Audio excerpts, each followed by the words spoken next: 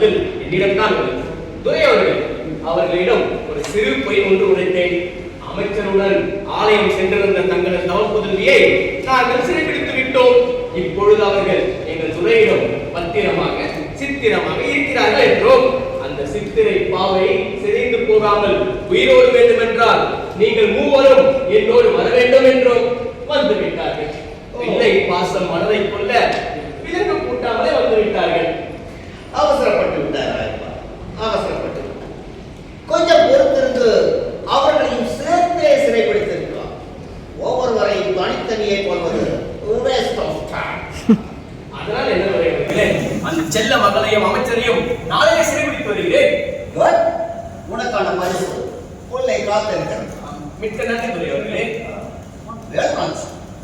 இவன் வேறு யாரும் அல்ல, உங்கள் பங்காளி, இன்று என் விசுவாசி and my soldier. அவனே மரியாதை கொடுத்து கொண்டனும்.